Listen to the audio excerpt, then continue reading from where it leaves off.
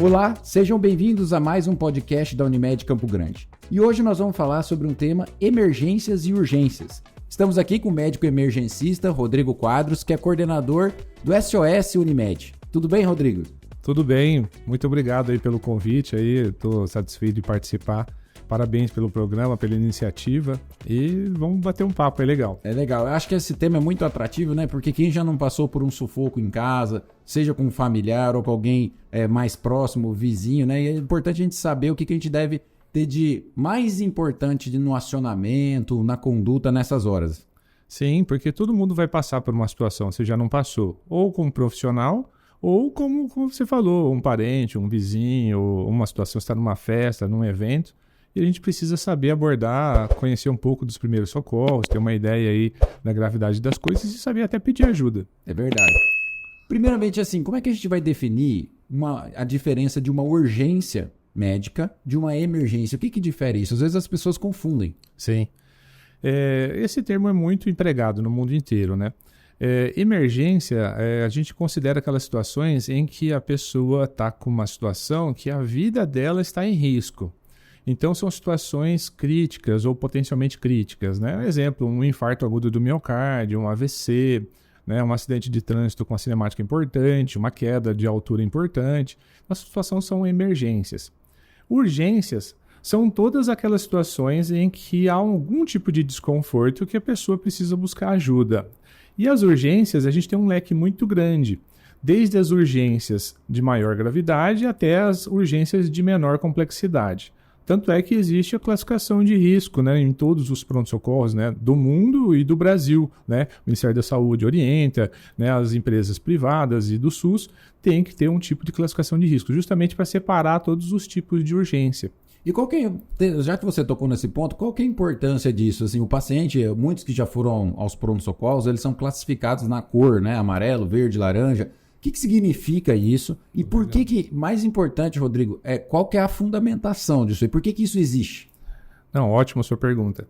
Primeiro, assim, antes de existir essa classificação de risco, antes de ter essa organização, né, no mundo inteiro e aqui no Brasil, a busca pelo atendimento em um pronto-socorro era uma busca pela livre demanda. Então, as pessoas procuravam atendimento, geralmente um número sempre maior do que aquilo que você tem de profissional para dar o primeiro atendimento.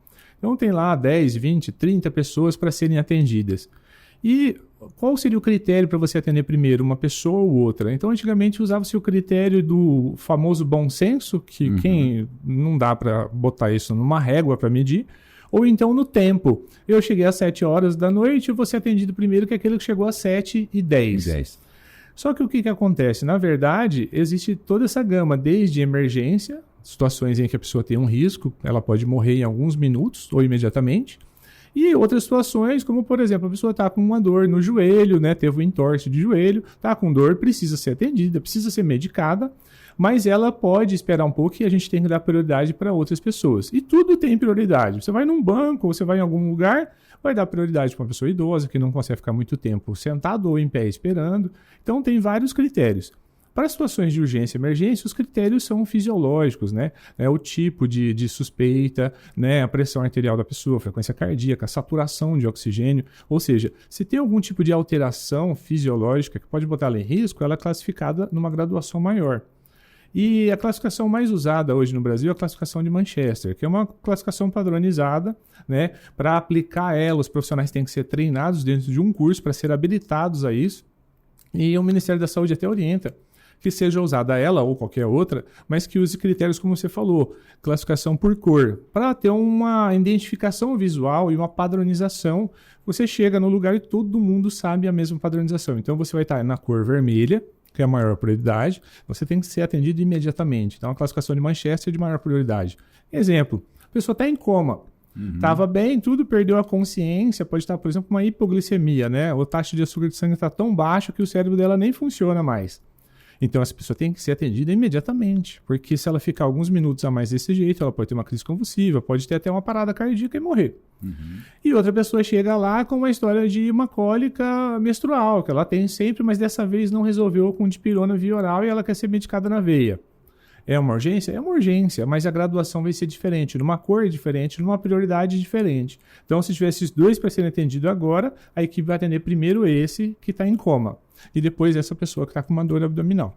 Isso é importante também, né, Rodrigo? Pensando assim, porque essa classificação por tempo que era feita antigamente, às vezes o paciente mais grave estava esperando mais tempo do que o paciente que tinha uma condição mais branda. E isso, às vezes, o paciente podia até aumentava a mortalidade nos serviços. Então, por isso que isso foi implantado, né? Exatamente. E quanto mais a gente criar essa cultura desse nível de entendimento, principalmente de quem não vive isso no dia a dia, como os profissionais da saúde, acho que a gente vai entender, o paciente vai chegar lá e falar assim, olha, claro que a pior coisa é aquela que nos afeta, mas a gente tem que entender também que às vezes a gente tem pessoas mais graves do que nós que precisam ser atendidas de forma prioritária. Né? Exatamente. E também, além de começar o atendimento, primeiro, tem situações em que aquele atendimento é muito complexo e leva tempo. Aquele profissional, aquela equipe fica atendendo por um certo tempo até estabilizar esse paciente.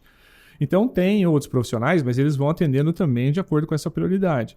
E é como você falou. Então antigamente tinha uma pessoa que tinha uma dor no peito, suspeita de infarto, ficava lá na recepção de um pronto-socorro, por exemplo, esperando ser atendido. Ele chegou depois de todo mundo e aí atende um que está com febre, dor no corpo, atende outro, até terminar todos os atendimentos, chegava nele, às vezes ele tinha uma piora, já tinha uma parada cardíaca lá na recepção. Então tudo isso foi estudado, foi verificado exatamente isso, as taxas de complicação e de problemas relacionados a isso. E aí foi feita essa forma de classificar o risco e colocar prioridade no atendimento de acordo com o tipo de situação. Todo mundo tem que ser atendido. Então, até no Ministério da Saúde, eles têm um conceito que eles falam assim, classificação de risco, seja Manchester ou qualquer outra, ela não pode excluir a pessoa. Obviamente. Não vai assim, você vai embora, você não tem nada. Mas vai classificar a prioridade. Aquela prioridade tem que ser atendida no tempo zero, por exemplo, é a cor vermelha de Manchester. A cor laranja, que é o segundo nível de prioridade, por exemplo, 10 minutos. Né? Então, não é que você tem que esperar 10 minutos, mas assim, que o tempo ideal seria, daria para você esperar uns 10 minutos. E assim por diante. Né? Então, é aquela cor que você pode esperar mais de 60 minutos. Perfeito. Agora, entrando mesmo já diretamente ao ponto, vamos separar aqui por idade, assim, nas crianças, no adulto e nos indivíduos idosos. Quais são, assim, as urgências e emergências ou as condições mais comuns em cada faixa etária que deve ser lidada no dia a dia, assim, que a gente observa mais frequentemente? Bom, começando pela criança ou pelo neném, por exemplo, né, o bebê, assim, até 1 ano, lactente, que a gente fala, geralmente tem muitas ocorrências relacionadas ao engasgo, por exemplo. Então, está amamentando, colocou numa posição, né, às vezes que não é a posição adequada, ideal, e às vezes, né, tem dificuldade para arrotar, para eructar, e aí tem às vezes até um engasgo e tudo mais, ou suspeita que é um engasgo. Então a criancinha pode ficar roxa, ter dificuldade para respirar e tudo. Então essas são as principais situações que acontecem. Outra coisa também está relacionada a doenças respiratórias, às vezes, que na criança elas são mais susceptíveis. Qualquer tipo de alteração da fisiologia respiratória pode ser mais grave.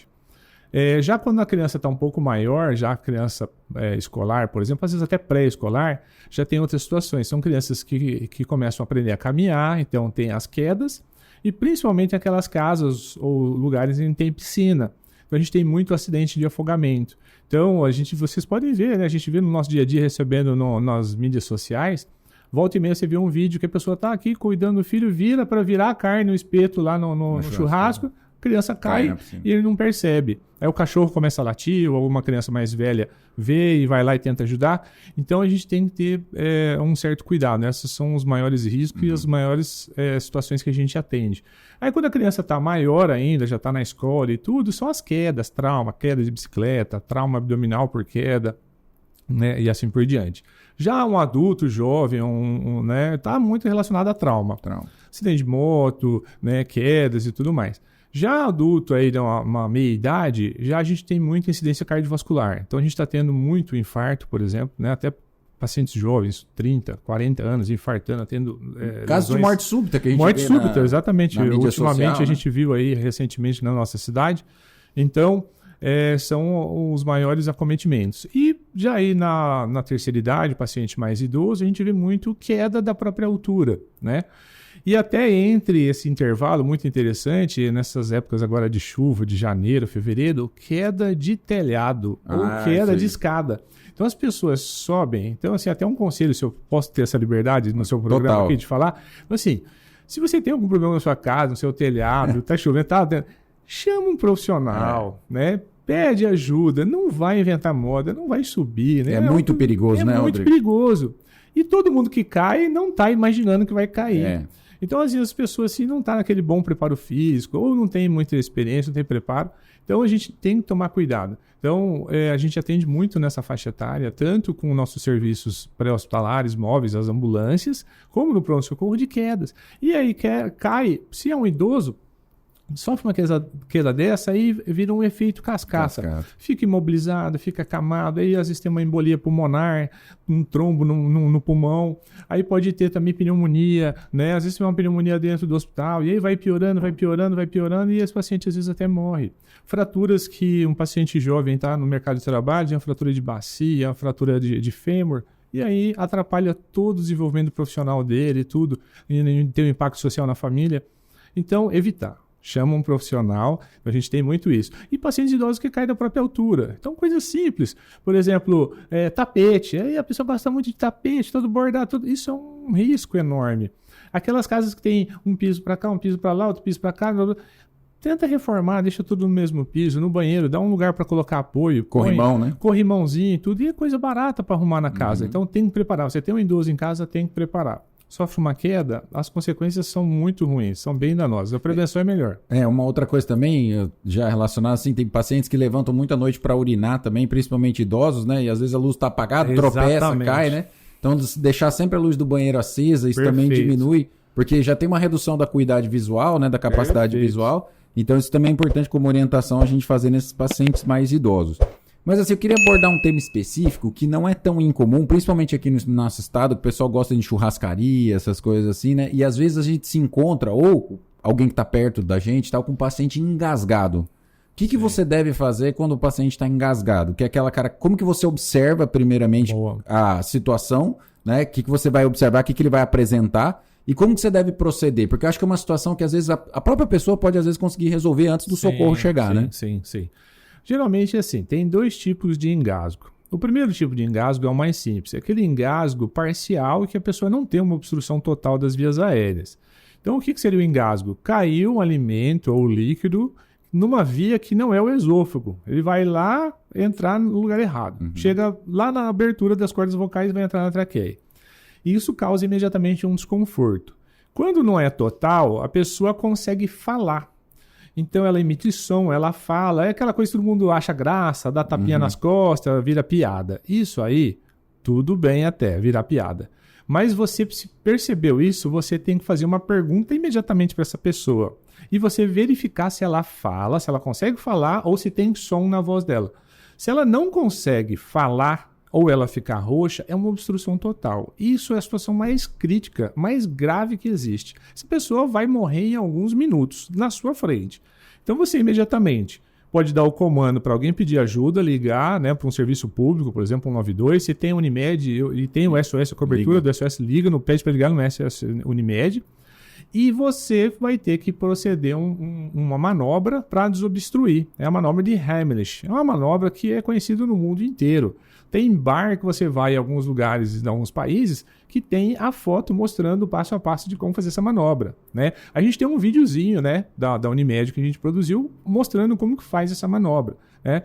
Repete ela aqui, repete. Explicando de maneira grosseira, assim, simples, porque eu não consigo demonstrar aqui, mas é o seguinte, você tem que vir por trás da pessoa, abraçar ela de forma que a sua mão dominante, ela vai ficar fechada, empunhada, e você vai colocar nessa região aqui. Abaixo desse ossinho aqui do externo, embaixo na região epigástrica, vai colocar ali e com a outra mão você vai abraçar e fazer uma força. Você faz uma força para trás, para você, e para cima, como se fosse um J. Faz bastante força, como se fosse desentupir a pessoa, né? Você aperta e a pessoa, geralmente com essa pressão, aumento da pressão entre abdominal e torácica, vai expelir esse objeto.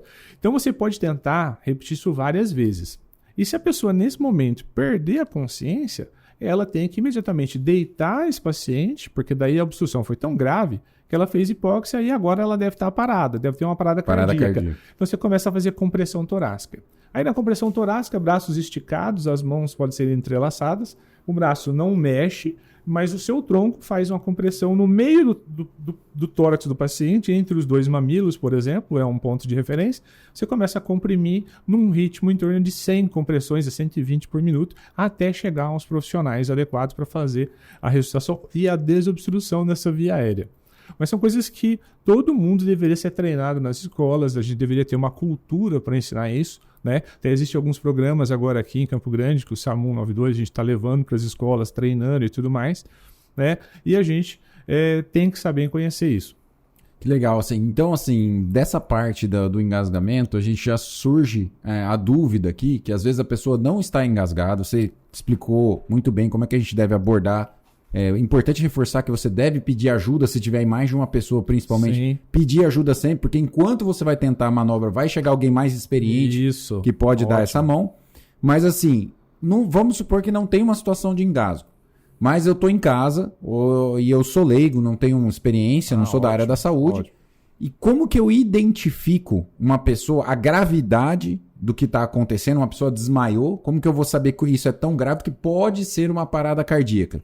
E depois, se eu constatar que for uma parada cardíaca mesmo, o que eu devo fazer? Tá. Bom, naquelas situações, por exemplo, de engasgo, paciente idoso e tudo, às vezes até aquele paciente acamado, às vezes tem esses engasgos parciais, também tem que pedir socorro, porque eles podem rapidamente evoluir para situações respiratórias inadequadas. Então, o que você pode fazer é elevar a cabeceira, colocar travesseiros, ou se ele estiver numa maca, uma cama que movimenta para ficar o mais elevado possível a cabeceira, isso ajuda a proteger a via aérea.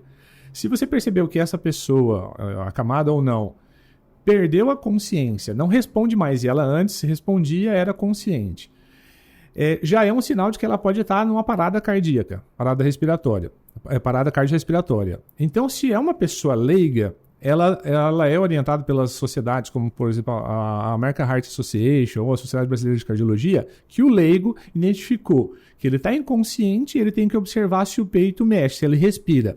Se ele não respira, ele tem que imediatamente começar as compressões torácicas e pedir ajuda.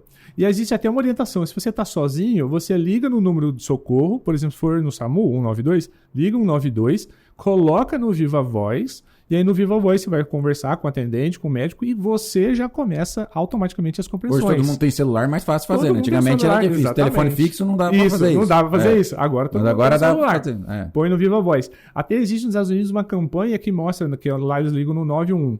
É uma campanha que eles mostram exatamente isso. Então no vídeo lá tem atores famosos de Hollywood, eles mostram como fazer. Coloca o celular no Viva Voz e começa a fazer RCP. Então, isso é a orientação no mundo inteiro para fazer isso. Aqui também a gente tem que fazer a mesma coisa. Coloca o celular no Viva Voz, pede ajuda. E para pedir ajuda tem que saber, principalmente, dar o endereço. Confirmar o endereço. Porque a ambulância e a equipe não sabe aonde o paciente está. Às vezes fala, tô aqui no prédio. Tô aqui no prédio. Tá, mas que parte do prédio? Qual que é a sala, né? É o 14º andar, por exemplo. Então, tem que dar a informação correta. E se é num serviço particular, por exemplo no SOS, a gente tem um endereço salvo. Então confirma, eu estou no endereço tal, só para ter certeza. Às vezes cadastram um endereço, mas naquela situação está em outro endereço. Outra coisa, Rodrigo, precisa fazer respiração boca a boca? Se tiverem um leigo ou dois leigos? Não.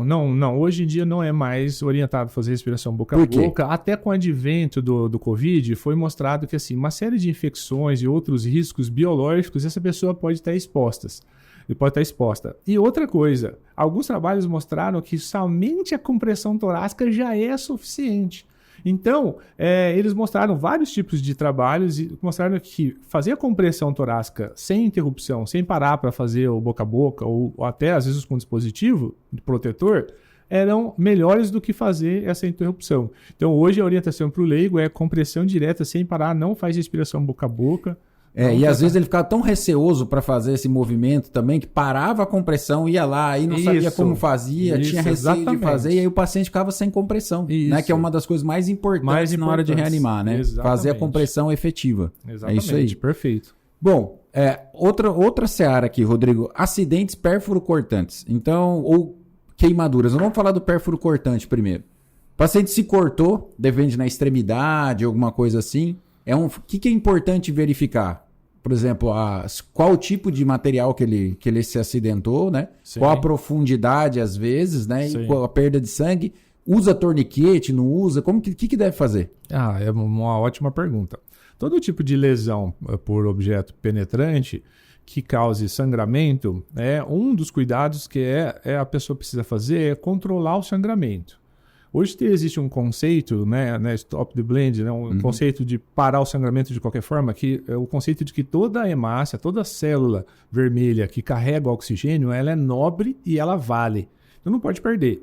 Então, se é um sangramento teoricamente pequeno, a pessoa mesmo assim precisa controlar aquele sangramento. Se é um sangramento abundante, uma lesão perto de algum tipo de artéria, né, perto do punho, na região interna, né, perto da artéria radial ou ulnar, aí você tem que fazer o controle rigoroso fazer pressão no local, né, usar um tecido limpo de preferência, né, uma camiseta, alguma coisa, né, dobrar a ponta e colocar em cima e fazer a compressão torácica. A American Heart Association, que é uma das sociedades que mais aborda, tem uma política muito grande sobre ensinos de primeiros socorros, até recentemente estava lendo um artigo deles, eles não orientam as pessoas leigas usarem o torniquete, porque para usar o torniquete precisa ter um treinamento.